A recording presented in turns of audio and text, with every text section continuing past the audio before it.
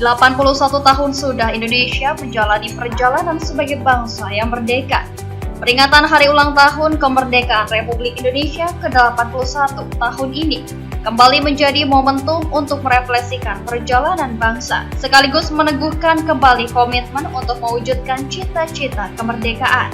Di Kabupaten Tanggamus, semangat itu tergambar dalam rapat paripurna DPRD untuk mengikuti pidato kenegaraan Presiden Republik Indonesia.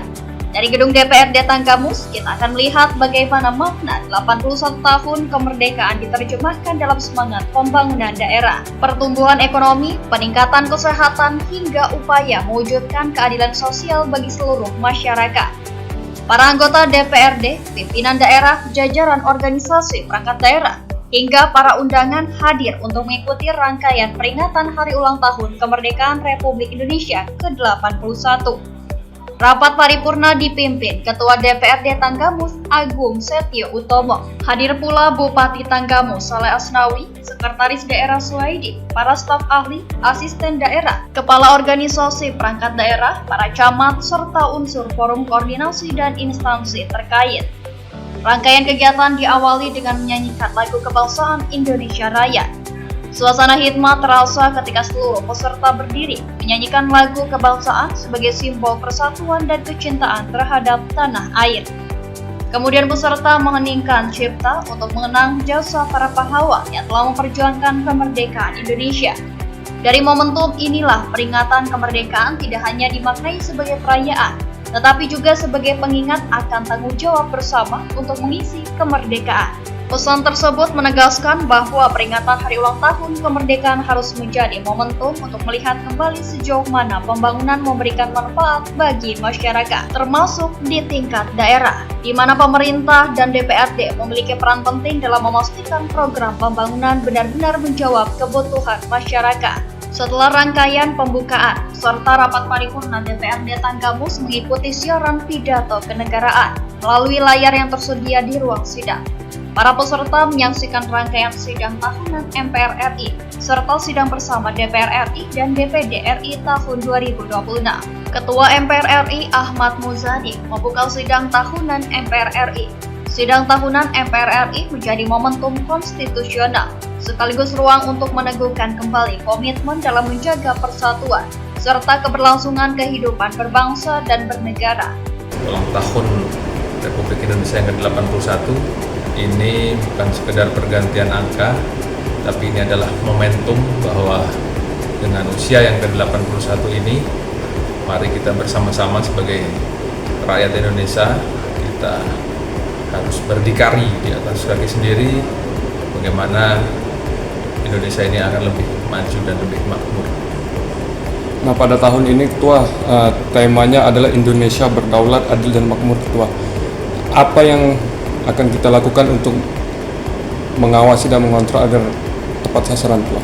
Ya, tentu kita sebagai DPRD kita memberikan masukan-masukan kepada pemerintah daerah untuk memberikan program-program prioritas yang memang langsung bersentuhan ke masyarakat, baik itu petani, pedagang, terutama program-program prioritas cita-citanya Pak Presiden, sehingga nanti sinergi dengan apa yang di Kabupaten Tanggamus untuk daya ungkit bagaimana pertumbuhan ekonomi dan kesejahteraan masyarakat. Tentu bicara keadilan sosial mungkin maknanya sangat mendalam ya.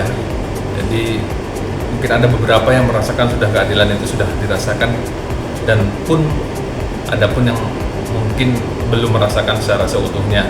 Tapi pada dasarnya kami pemerintah daerah, eksekutif, legislatif bersama-sama hari ini bagaimana menciptakan bagaimana keadilan sosial bagi seluruh rakyat, wabil khusus di Kabupaten Tanggamus. Bismillahirrahmanirrahim. Assalamualaikum warahmatullahi wabarakatuh. Selamat pagi dan salam sejahtera untuk kita semua. Salam, Om Swastiastu, Namo Buddhaya, salam kebajikan. Yang kami hormati dan kami banggakan, Presiden Republik Indonesia, Bapak Jenderal TNI Purnawirawan Haji Prabowo Subianto.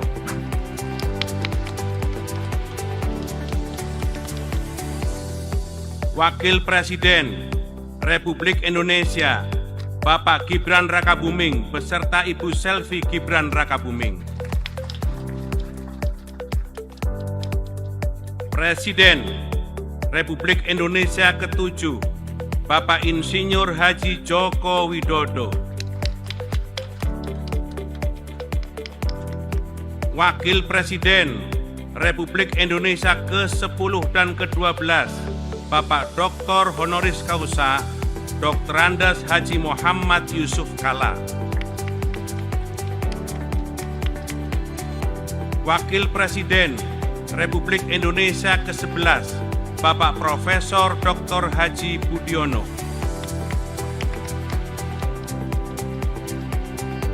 Wakil Presiden Republik Indonesia ke-13 Bapak Profesor Dr.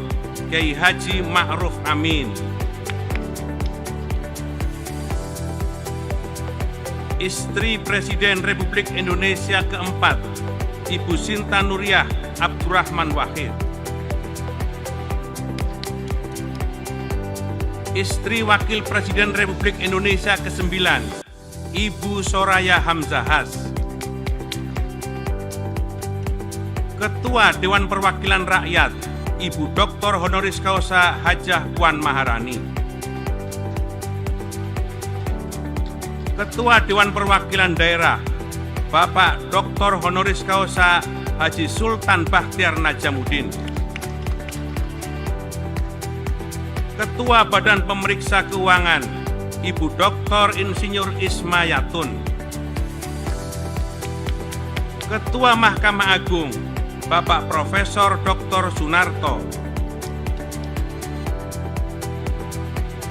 Ketua Mahkamah Konstitusi Bapak Dr. Suhartoyo.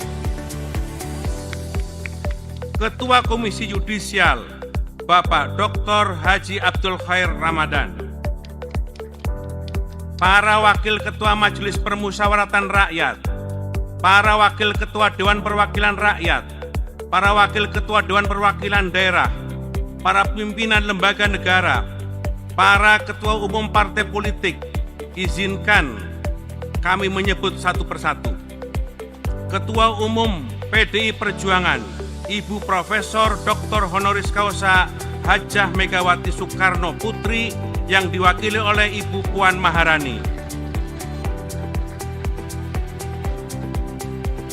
Ketua Umum Partai Golkar, Bapak Haji Bahlil Lahadalia.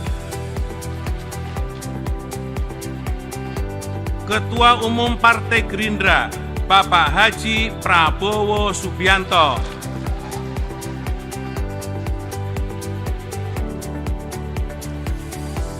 Ketua Umum Partai Nasdem, Bapak Dr. Honoris Causa Dr. Andes Surya Dharma Paloh.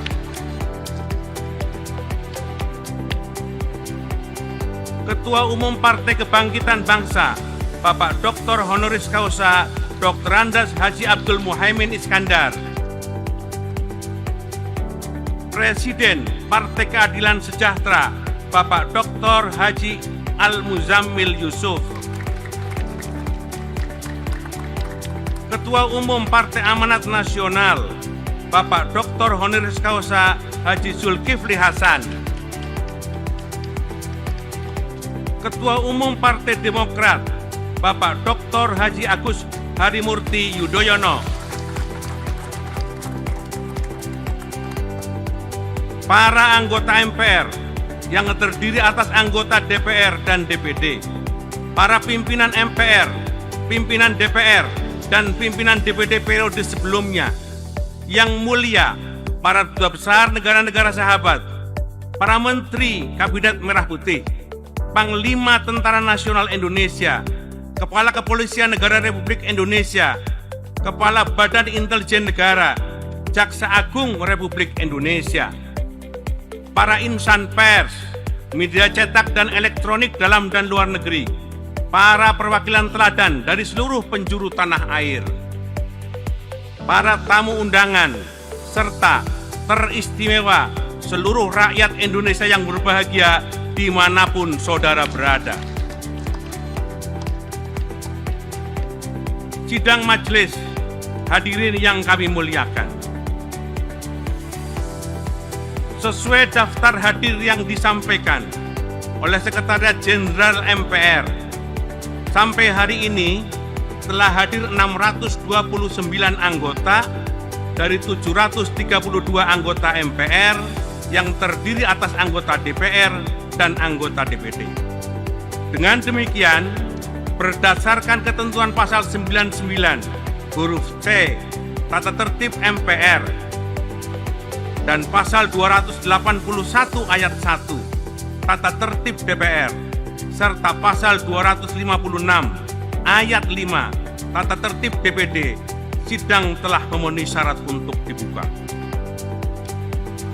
Maka dengan mengucap Bismillahirrahmanirrahim, sidang tahunan MPR tahun 2026 dan sidang bersama DPR dan DPD tahun 2026 dengan agenda laporan kinerja lembaga-lembaga negara yang akan disampaikan oleh Presiden dan pidato kenegaraan Presiden dalam rangka memperingati ulang tahun ke-81 kemerdekaan Republik Indonesia kami buka dan dinyatakan terbuka untuk umum.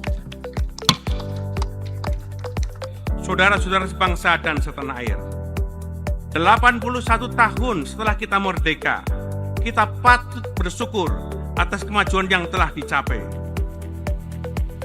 Bangsa kita telah membangun infrastruktur, memperluas pendidikan, meningkatkan layanan kesehatan, mengembangkan industri, memperkuat pertanian, memperluas perlindungan sosial, dan mengangkat warga jutaan dari kemiskinan. Namun, masih ada anak-anak kita yang berangkat sekolah tanpa sarapan. Masih ada keluarga yang harus memilih antara membeli makanan atau membayar pengobatan. Dalam kerangka itulah, kita memandang program makan bergizi gratis MBG sebagai terobosan dalam mewujudkan generasi emas tahun 2045.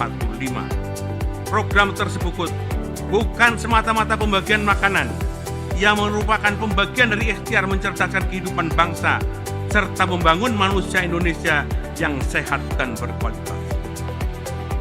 Adalah mimpi kita semua memiliki anak-anak yang unggul dan bersaing secara kompetitif.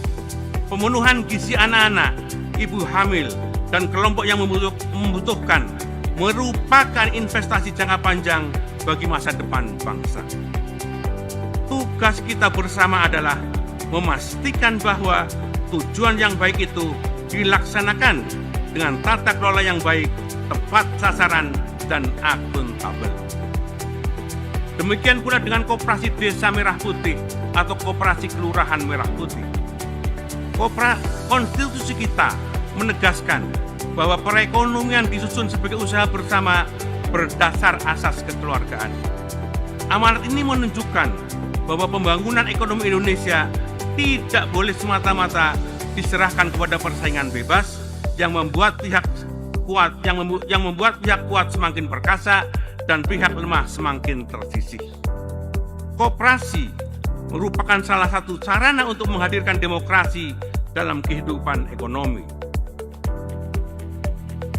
Melalui koperasi yang dikelola secara sehat dan profesional, petani dapat memperkuat posisi tawarnya, nelayan dapat memperoleh akses pasarnya, pelaku usaha mikro dapat berkembang, distribusi kebutuhan pokok dapat diperpendek, dan nilai tambah ekonomi dapat dinikmati masyarakat.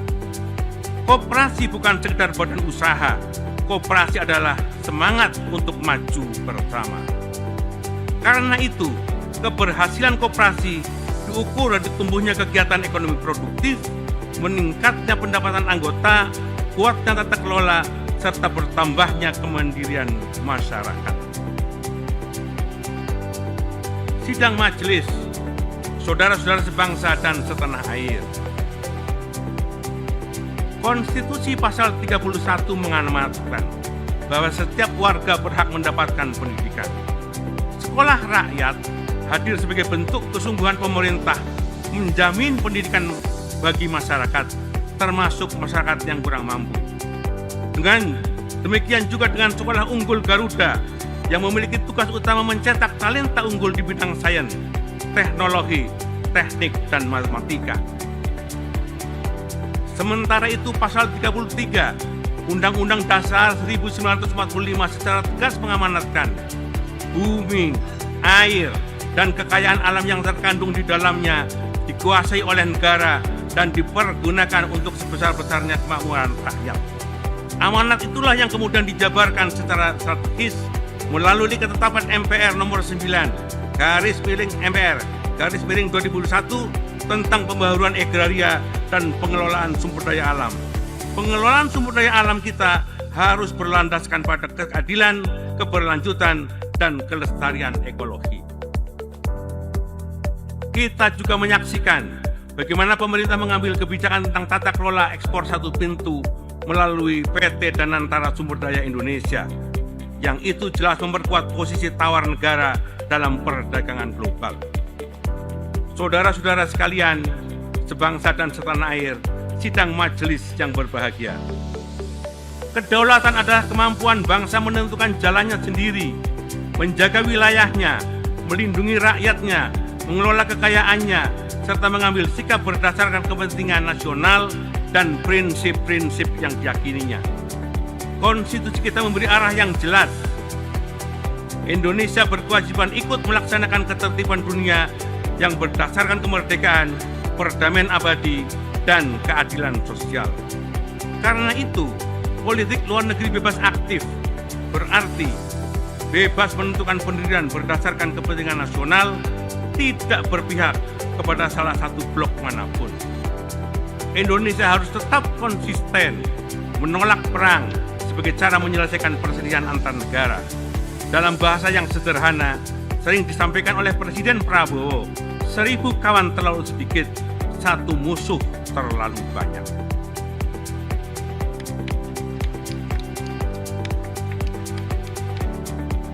Serangan terhadap negara yang berdaulat tidak dapat dibenarkan. Kedaulatan wilayah dan kemerdekaan politik setiap warga wajib dihormati. Tidak boleh ada negara manapun yang merasa berhak untuk menentukan nasib bangsa lain. Karena itu, melalui mimbar yang terhormat ini, kami menyerukan penghentian perang di kawasan Timur Tengah dan di belahan dunia lainnya. Mengutamakan diplomasi sebagai jalan untuk membicarakan semua perbedaan. Kita tidak boleh kehilangan kata-kata dan kesabaran untuk mencari jalan perdamaian melalui meja perundingan. Perdamaian adalah keberanian untuk menahan diri, kesediaan mendengar, dan kemampuan menempatkan kehidupan manusia di atas ambisi kekuasaan. Dunia tidak membutuhkan perang, dunia membutuhkan keberanian untuk berdamai. Sidang majelis, saudara-saudara sebangsa dan setanah air. Perang juga telah membawa korban bagi pemimpin Iran. Karena itu, dalam forum yang mulia ini, kami menyampaikan bela sungkawa yang mendalam atas wafatnya Rahbar, pemimpin tertinggi Republik Islam Iran, Ayatullah Ali Khamenei. Perkenankan pula kami menyampaikan bela sungkawa dan simpati yang setulus-tulusnya atas wafatnya Emir Qatar, Sheikh Hamid bin Khalifa Al Thani.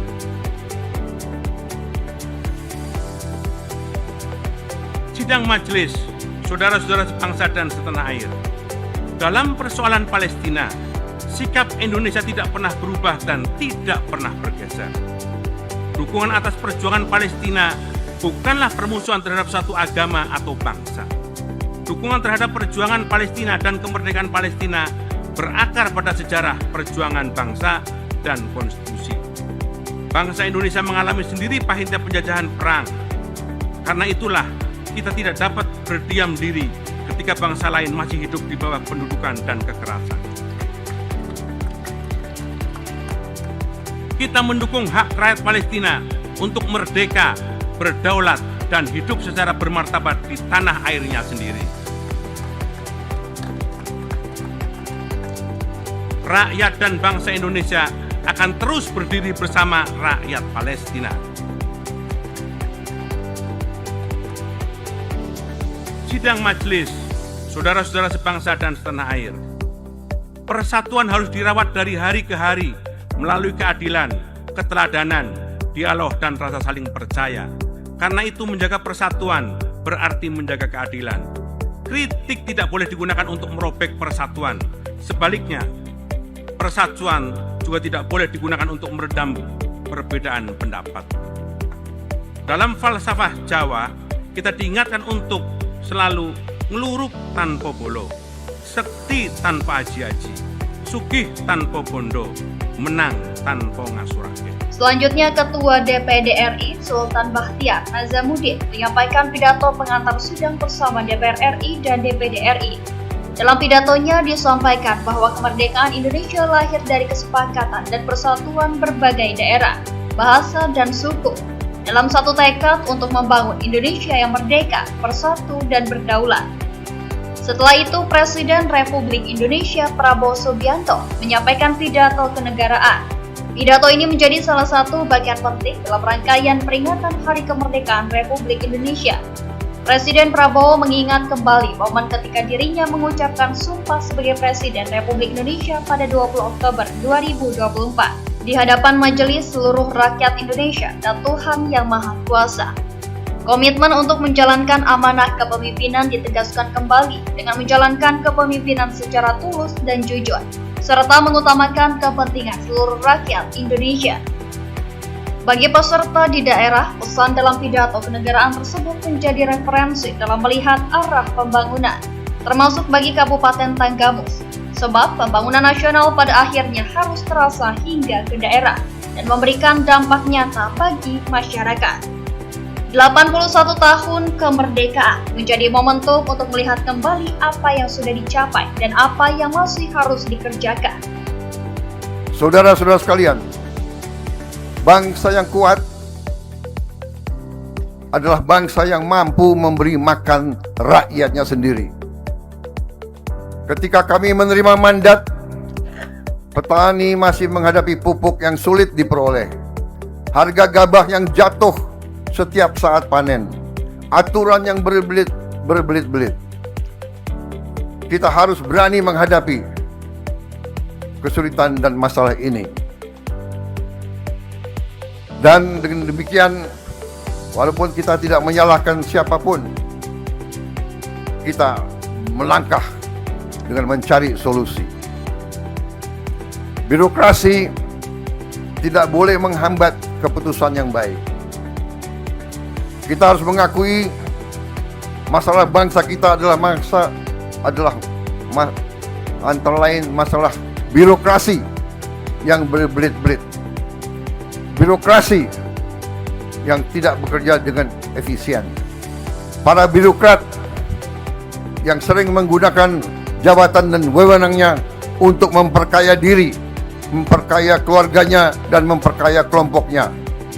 Ini harus kita berantas.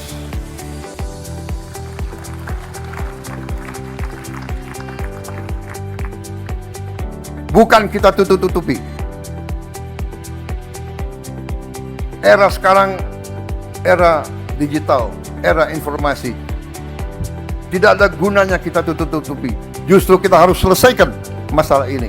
Dan ini memerlukan persatuan di antara semua pemimpin dan kelompok politik. Karena birokrasi yang tidak efisien, birokrasi yang korup akan menghancurkan suatu bangsa. Negara harus memudahkan rakyat, bukan mempersulit. Dan kalau saya bicara, saya tidak hanya bicara pemerintah pusat. Justru saya bicara juga kepada pemerintah daerah, pemerintah provinsi, dan pemerintah kabupaten. Tanya rakyat, dengarkan suara rakyat. Mereka yang pertama akan menyampaikan bahwa sering program-program tidak sampai ke rakyat. Saudara-saudara, hari ini hadir di tengah-tengah kita mengundang Saudara Joko Purnomo. Bapak Joko ini ketua kelompok tani dari Desa Purwosari, Kabupaten Ngawi, Jawa Timur. Pak Joko telah 20 tahun bertani. Dengan air, teknologi, dan pupuk yang telah disediakan oleh pemerintah, ia sekarang mampu panen 3 kali setahun. Dengan produktivitas sampai 9 ton padi per hektar. Penurunan harga pupuk 20% ikut memangkas biaya produksinya. Mana Pak Joko? Kita tepuk tangan untuk Pak Joko sebagai wakil dari para petani Indonesia, para pahlawan bangsa, produsen pangan bagi seluruh rakyat Indonesia. Kita boleh punya tentara yang paling hebat, boleh punya pesawat terbang yang canggih, kalau tidak ada makan, saya kira bangsa ini berhenti saja sebagai bangsa. Kerja keras petani, penyuluh, pemerintah daerah, saya katakan, semua unsur, TNI Polri, terima kasih. Koperasi, BUMN pangan, terima kasih atas kerjasama dan gotong royong saudara-saudara. Kita telah menghasilkan capaian yang besar, dan kita kadang-kadang harus menyadari bahwa kita, bangsa kita, mampu mencapai hal-hal yang besar. Dan jangan kita selalu rendah diri, jangan selalu kita kalah sebelum bertarung. Saudara-saudara sekalian, dalam 1 tahun terakhir ini, Indonesia mencapai swasembada 8 komoditas pangan. Dan dengan demikian, kita menyadari bahwa capaian kita cukup membanggakan. Kita masih belum swasembada bawang putih.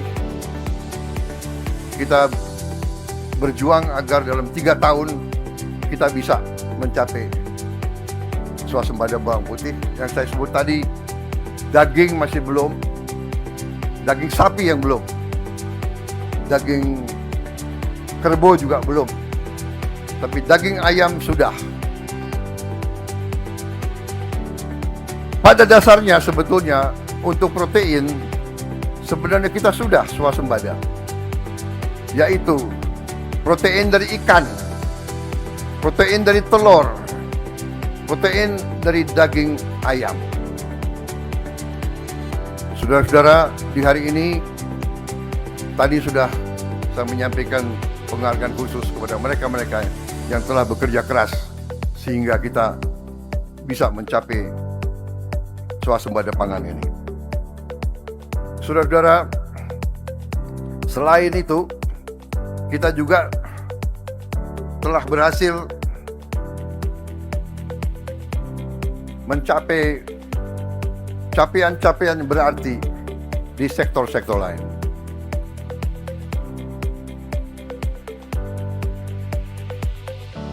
Kita di bidang perikanan, kita sedang membangun kampung nelayan merah putih yang akan dilengkapi pelabuhan dermaga, tempat pelelangan ikan, penyimpanan,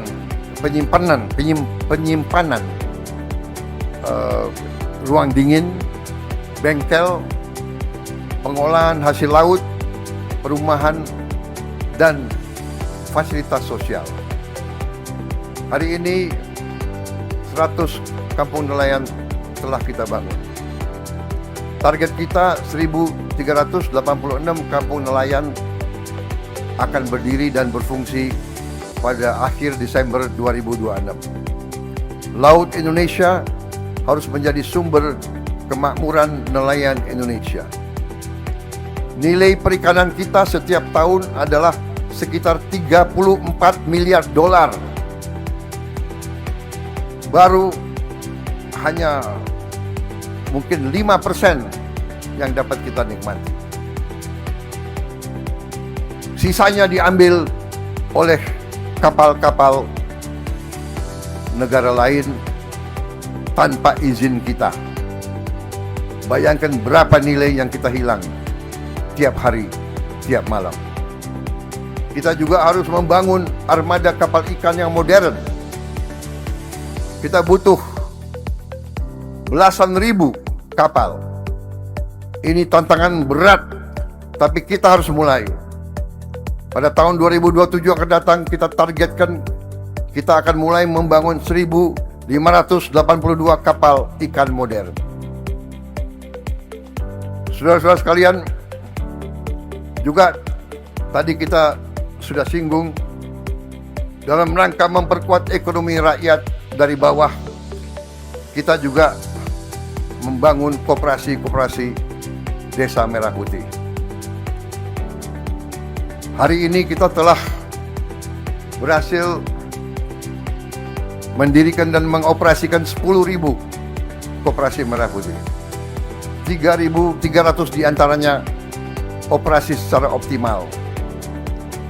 Dan target kita akhir tahun 2026 harus 30.000 koperasi Merah Putih berdiri dan beroperasi dengan baik.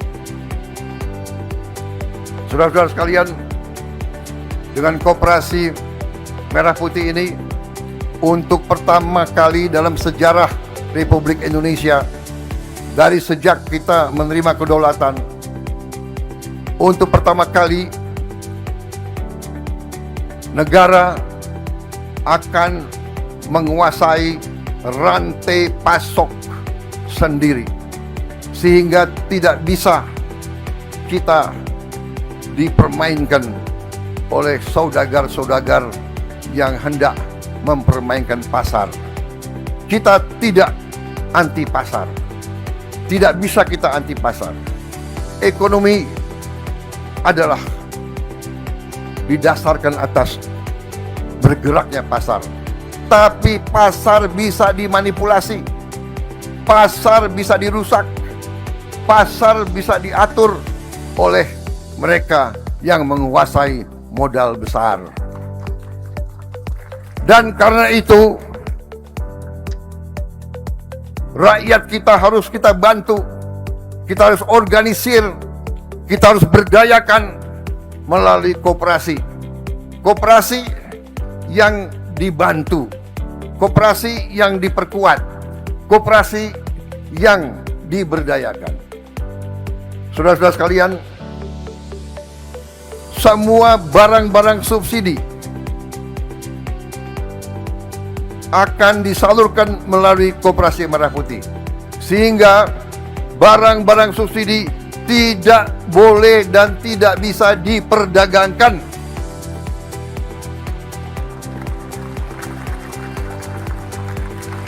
Subsidi adalah uang rakyat.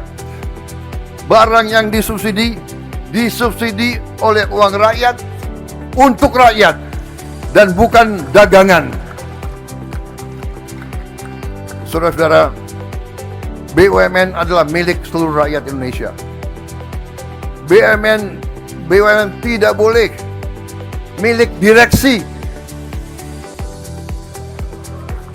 bukan milik komisaris, bukan pula sumber dana bagi penguasa.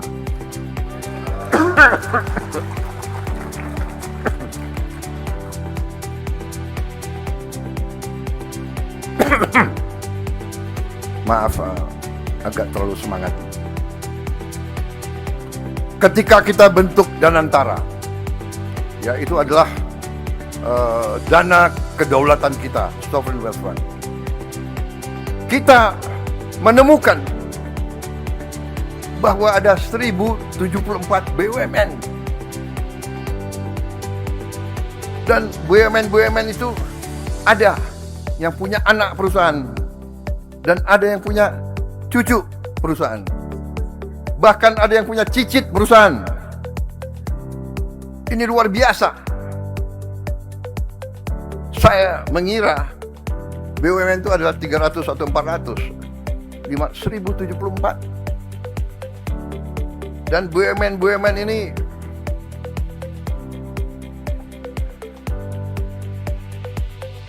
kadang-kadang bekerja seenaknya,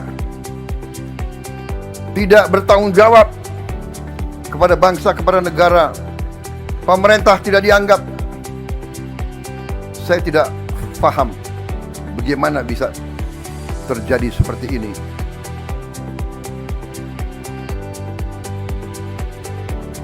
Mungkin harus kita bentuk suatu pengadilan ad hoc khusus untuk kita usut, kita usut pengurus-pengurus direksi 30 tahun ke belakang mungkin. Tapi saya juga akan menghadapi majelis, saya akan menghadapi DPR, saya akan minta kalau perlu kita memberi juga peluang semacam amnesti khusus untuk mereka yang tobat, mereka yang sadar, mereka yang mengakui. Nah, ini saya serahkan kepada wakil-wakil rakyat untuk memutuskan.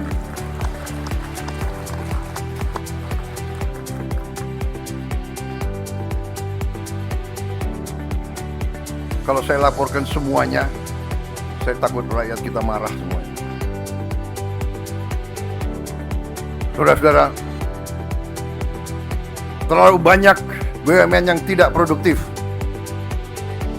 Rugi terus, laporannya untung. Ngarang aja itu, untungnya itu. Kita kena masalah karena banyak perusahaan-perusahaan asing kan juga kerjasama dengan BUMN kita. Jadi kita harus menghilangkan ini, permainan-permainan ini. Tapi saya dengan bangga hari ini saya melaporkan kepada majelis yang terhormat, hari ini kita telah menutup 290 BUMN. Pada Desember 31, 2026 kita targetkan hanya akan memiliki paling banyak 300 BUMN. 750 BUMN lebih akan kita tutup. Hanya yang produktif, hanya yang menciptakan nilai tambah untuk rakyat akan kita pertahankan. Ini mungkin adalah restrukturisasi korporasi terbesar di dunia. Dengan perampingan jumlah BUMN, hari ini saja kita telah menghemat biaya overhead sekitar 50 triliun rupiah.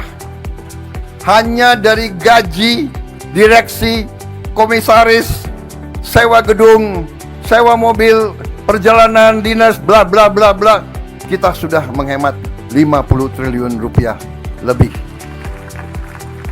Target kita Desember 31, target kita harus menghemat 70 triliun lebih, saudara-saudara.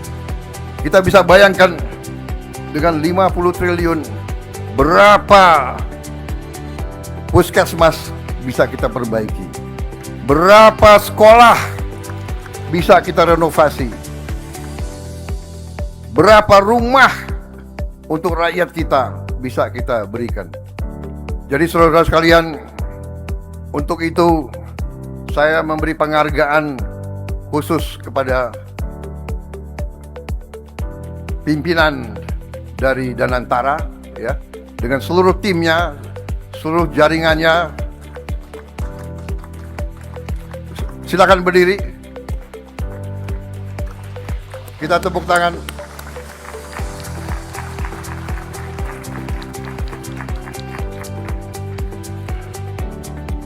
Juga tim pertanian, tim ekonomi, saya minta berdiri semua. Saya minta majelis memberi penghargaan ke mereka, tim ekonomi juga yang Menteri Keuangan, Menteri Ekon. Kalau Menteri Keuangan senyum, saya merasa aman. Tapi kalau saya umumkan subsidi tambah, mengkerut beliau. Saudara-saudara, akhir tahun lalu kita telah tutup 1.000 tambang timah ilegal di Bangka Belitung. 1.000 tambang ilegal. Saya telah minta Panglima TNI dan Kapolri untuk usut. Masa 1.000 tambang pejabat TNI dan pejabat Polri nggak tahu?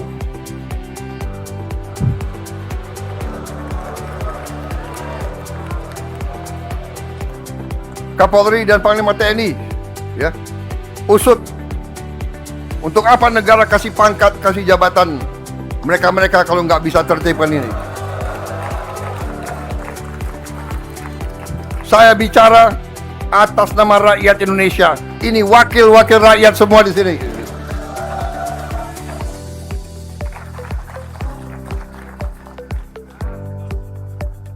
Pemimpin yang baik, komandan yang baik adalah yang berani menertibkan anak buahnya sendiri.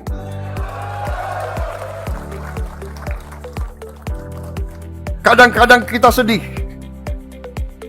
Anak buah yang kita sayang, yang baru saja kita beri bintang, naikin pangkat, harus kita tindak. Tapi demi rakyat, demi negara, demi bangsa, harus kita lakukan.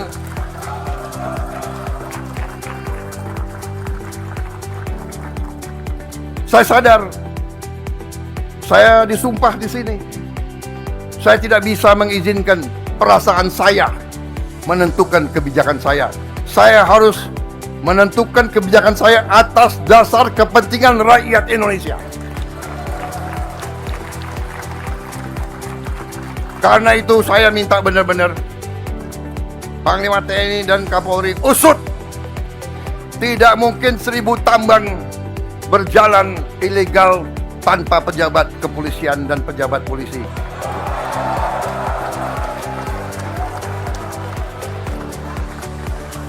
Tapi Menteri Keuangan usut bea cukai juga.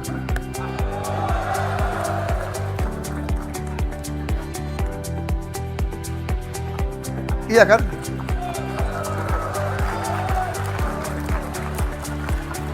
Bakamlah, tugasmu jaga itu penyelundupan. Kenapa masih banyak penyelundupan di situ?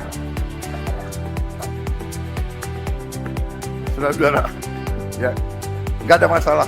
Kita justru menantang mereka berbuat yang terbaik, ya. Mereka itu anak-anak kita. Tapi harus kita berani tegakkan kebenaran. Rakyat kita sekarang tidak mau terima ketidakadilan, tidak mau melihat lagi penyelewengan. Mereka bukan bodoh, mereka pinter. Mereka orang yang paling rendah, paling tidak berdaya, sudah punya gadget-gadget semua. Saudara-saudara, bayangkan dalam 6 bulan tahun 2026 ini PT Timah telah mencapai keuntungan 2,7 triliun rupiah. 9 kali lebih tinggi dibandingkan periode yang sama tahun lalu. Saudara-saudara sekalian, artinya naik 900%. Dalam 6 bulan naik keuntungan 900%. Karena PT Timah adalah TBK. PT Timah valuasinya sekarang naik 280% di bulan Agustus 2026 dibanding Agustus 2025 yang lalu. Saudara-saudara, mungkin yang punya saham di PT Timah berarti kekayaannya naik 300%. Sayang Kepala BP Danantara tidak memberi proyeksi kepada kita. Kalau enggak kita borong itu saham PT Timah. Pembenahan BUMN kita lakukan secara besar-besaran. Di 6 bulan pertama tahun 2026 ini, untung bersih PT Semen Indonesia naik 408,9%. 400%. Untung bersih PT Pupuk Indonesia naik 252,8%. Untung bersih PT Pertamina naik 86%. Untung bersih Pegadaian naik 84,4%. Saudara-saudara, untung bersih Pelindo naik 60,4%. Dan untung bersih PTPN naik 54,4%. Garuda Indonesia yang hampir dipilotkan, yang pesawatnya adalah puluhan pesawat di grounded, tidak bisa mereka perbaiki. Kini kita berhasil reaktivasi pesawat-pesawat yang grounded. Per bulan Juni 2026, total pesawat yang berhasil kita reaktivasi bertambah 20 pesawat sehingga menjadi 140 pesawat. Garuda Indonesia yang sudah sekian tahun rugi, sekarang sudah ada harapan untuk kembali untung. Kalau kemarin tidak terjadi perang di Timur Tengah, sesungguhnya bulan Juli ini Indonesia sudah untung. Kita sekarang berharap di awal tahun 2027 mereka sudah mulai untung. Saudara-saudara, saya juga ingatkan di sini bahwa kita tidak mau toleransi dengan permainan angka, dengan laporan palsu. Kita harus dapat angka-angka yang benar, angka yang tepat, walaupun kadang-kadang pahit. Kita telah mengoreksi laporan keuntungan dari banyak BUMN. Setelah kita koreksi, hasil BUMN tahun 2024 menjadi 186 triliun rupiah. Dividen BUMN di tahun 2024 adalah 85,5 triliun rupiah. Karena perbaikan-perbaikan yang kita kerjakan, pada tahun 2025 keuntungan BUMN mencapai 326 triliun rupiah. Naik 75,3% dari 2024. 326 triliun rupiah ini adalah keuntungan tanpa permainan angka. Dividen BUMN yang disetor tahun 2025 mencapai 142,3 triliun. Naik 67% dari tahun 2024. Namun, tentu lebih tepat angka dividen BUMN dilihat secara net dengan penanaman modal negara atau PMN yang diberikan dari APBN ke BUMN pada tahun yang sama. Pada tahun 2024, dividen BUMN dikurangi PMN adalah 53 triliun rupiah. Tahun 2025, dividen BUMN dikurangi PMN adalah 138 triliun rupiah. Naik 160%.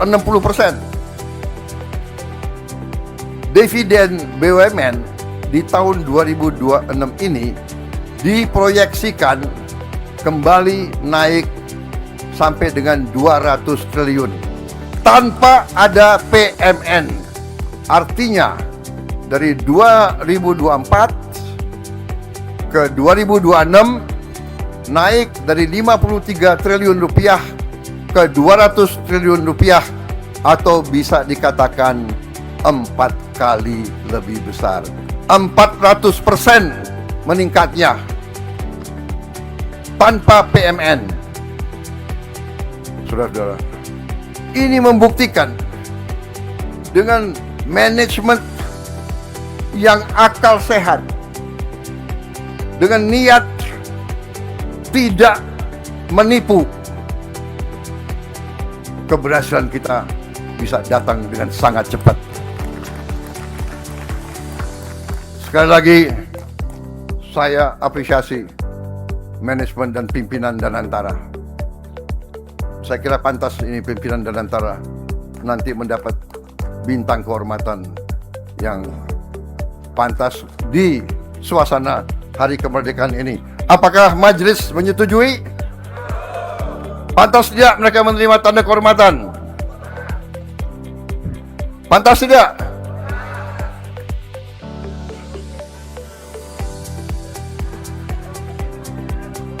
Keuntungan BUMN sekarang digunakan untuk mempercepat upaya hilirisasi kita. Dengan Danantara kita sudah groundbreaking 13 proyek hilirisasi pada tanggal 6 Februari 2026 dan 13 lagi proyek hilirisasi pada tanggal 29 April 2026. Proyek-proyek seperti pengolahan batu bara menjadi DMA menggantikan LPG, hilirisasi tembaga dan emas, pengolahan garam industri, smelter alumina menjadi aluminium, menghasilkan puluhan ribu lapangan kerja. Belum lagi proyek-proyek waste to energy yang telah juga kita mulai. Keuntungan BUMN juga sekarang kita gunakan untuk mempercepat upaya downstreaming kita dengan juga upstreaming. Kita juga akan membeli perusahaan-perusahaan terbaik di dunia untuk kita bisa dapat teknologinya, kita bisa dapat IP-nya, kita bisa dapat manajemen yang terbaik, kita bisa dapat pasarnya, kita bisa dapat pengalaman mereka, sehingga nanti ekonomi kita akan kuat. Saudara-saudara, sebagai contoh untuk meningkatkan hasil daging kita, kita perlu sapi yang banyak. Ya, dengan itu kita bisa mendapatkan teknologi cloning. Dengan cloning kita bisa memperbanyak kita punya ternak. Kita juga telah membangun Bank Emas Indonesia.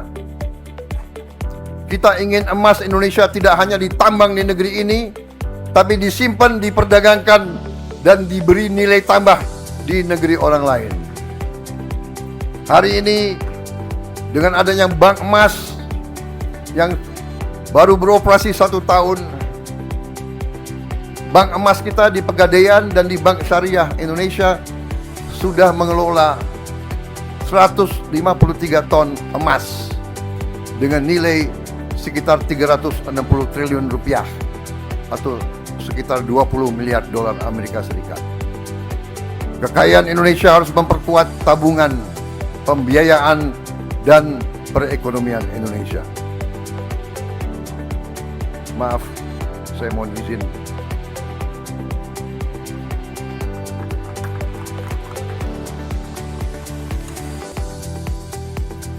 Memang kopi Indonesia yang terbaik. Daerah-daerah penghasil kopi pasti mendukung saya.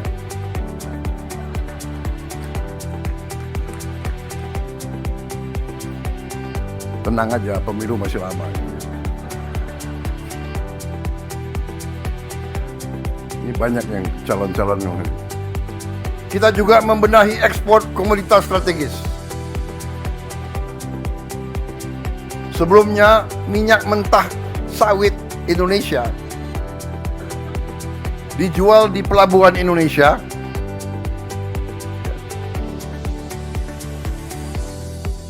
dijual sekitar Rp15.000 per kilogram, sementara harga di bursa Rotterdam, Belanda, harganya Rp27.000 per kilogram. Padahal di Belanda 1 hektar pun nggak ada kebun kelapa sawit. Artinya, sesungguhnya kita telah hilang 50% nilai komoditas kita. Karena itu, pada tanggal 20 Mei 2026, Hari Kebangkitan Nasional kita, di aula terhormat ini, di hadapan majelis terhormat ini, rumah adalah tempat keluarga berlindung, tempat anak belajar, dan keluarga bertumbuh. Tahun 2026 sampai 30 Juni, pemerintah telah menyalurkan bantuan stimulan perumahan swadaya, bantuan renovasi rumah bagi 83.907 rumah. Ini masih jauh dari sasaran kita. Kita harus bekerja keras untuk tambah. Juga kita telah bantu pembelian rumah murah dengan program FLPP dan sekarang sudah menjangkau hampir 100.000 rumah. Kredit program perumahan telah menjangkau 90.878 debitur. Hadir bersama kita hari ini Ibu Telma Humena dari Kota Manado. Rumahnya dahulu memiliki fondasi rapuh, dinding lantai dan atap yang rusak. Melalui BSPS keluarganya dapat memperbaiki rumah itu. Kita akan sekarang mencari langkah-langkah untuk menambah perbaikan rumah. Hadir juga Bapak Andre Kawaru dari Samarinda. Ia berdagang kelinci dari pasar ke pasar malam hari. Bertahun-tahun hidup di rumah kontrakan. Melalui KPR subsidi FLPP, Pak Andre kini memiliki rumah sendiri. Bagi keluarga Pak Andre dan jutaan rakyat Indonesia, rumah bukan sekedar aset. Rumah adalah ketenangan, martabat, dan masa depan. Saudara-saudara sekalian, 81 tahun yang lalu, para pendiri mewariskan kepada kita sebuah republik. Republik ini tidak didirikan agar negara sekedar ada. Republik ini didirikan agar rakyat tidak akan pernah merasa sendiri. Agar rakyat merasa pemerintah ada di sampingnya. Tugas kita bukan sekedar menjaga republik itu tetap berdiri. Tugas kita adalah memastikan republik ini berhasil sebagai bangsa.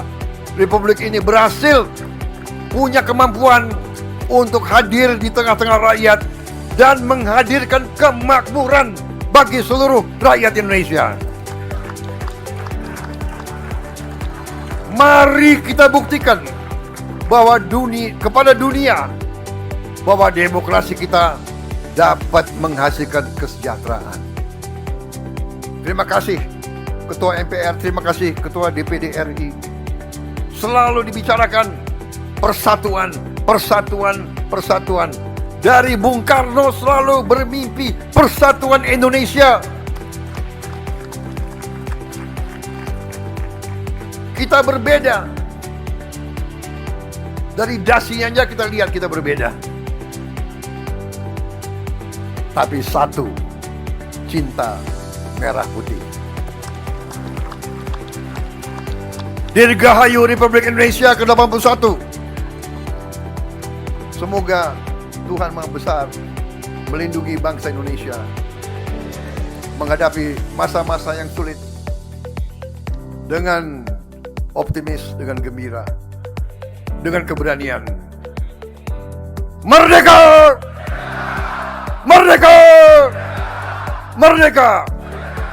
Wassalamualaikum warahmatullahi wabarakatuh. Salam sejahtera bagi kita sekalian. Shalom. Om Santi Santi Om. Namo Buddhaya. Jam saya 12:15. Terima kasih. Selesai. Atas penyampaian laporan kinerja lembaga-lembaga negara dan pidato kenegaraan dalam rangka Hari Ulang Tahun ke-81 Kemerdekaan Republik Indonesia. Saudara Presiden, Wakil Presiden, dan hadirin peserta sidang yang terhormat. Dengan selesailah pidato kenegaraan Presiden Republik Indonesia tadi, maka selesai sudah seluruh rangkaian acara sidang tahunan MPR RI dan sidang bersama DPR RI dan DPD RI tahun 2026. Kami mengucapkan terima kasih kepada seluruh peserta sidang, baik yang hadir di ruangan maupun seluruh anak bangsa yang menyaksikan melalui media digital live streaming dimanapun berada, atas semua perhatian yang telah diberikan sehingga sidang ini dapat berlangsung dengan tertib aman dan lancar. Dengan mengucapkan Alhamdulillahirabbil alamin, sidang tahunan MPR RI dan sidang bersama DPR RI dan DPD RI tahun 2026 kami tutup. Dirgahayu Republik Indonesia. Wassalamualaikum warahmatullahi wabarakatuh. Salam damai, sejahtera untuk kita semua. Salam, Om Santi, Santi, Santi Om. Namo Buddhaya, salam kebajikan. Dari Tanggamus, Hardi Suprapto, Garuda TV, melaporkan.